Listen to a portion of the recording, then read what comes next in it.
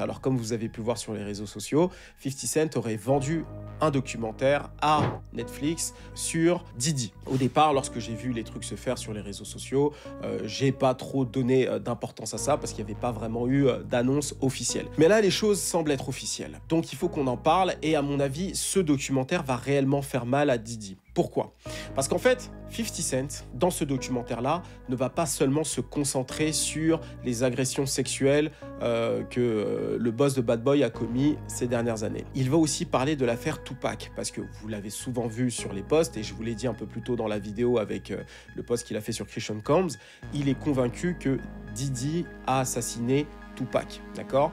Keffe D est toujours lui aussi dans sa tourmente judiciaire. Alors à mon avis, ce documentaire va vraiment faire mal parce qu'il va rassembler trois grands éléments. Le premier élément, c'est toute l'affaire Tupac, d'accord? Comme tu as pu voir dans le post dont je t'ai parlé un peu plus tôt, il parle toujours de Keffe D et du fait que Diddy aurait tué Tupac. Donc à mon avis, à ce niveau-là, il va essayer, dans ce documentaire-là, de rassembler un maximum de témoignages accablants sur Diddy, sur son personnage, d'accord?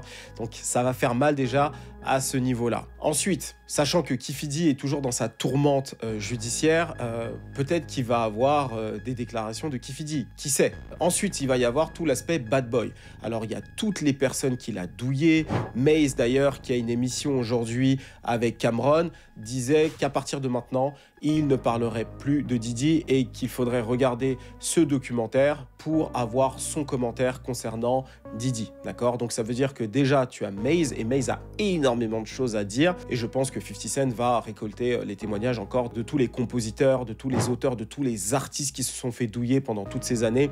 Je pense notamment à Aubrey O'Day qui prend la parole absolument partout, donc ça risque de faire très très mal aussi. Donc tout l'aspect escroc du label, tu vas l'avoir et enfin tu vas avoir tout l'aspect agression sexuelle. Donc tu n'auras pas le témoignage de Cassie parce que Cassie ne peut pas commenter et parler directement de Diddy, donc je doute qu'elle soit dans le documentaire, mais tu auras toutes ces filles, Jendo ou d'autres qui pourront potentiellement commenter, dire ce qui leur est arrivé. Et d'ici là, je pense qu'il y aura encore d'autres femmes qui vont avoir le courage et qui vont dire ce qui leur est arrivé. Et je pense que 50 Cent va se faire une joie de recueillir leurs témoignages. Donc ça risque de faire extrêmement mal et je pense que ce documentaire va faire au moins autant de mal que ce que Survival R. Kelly a fait. Soyez branchés, ça va barder.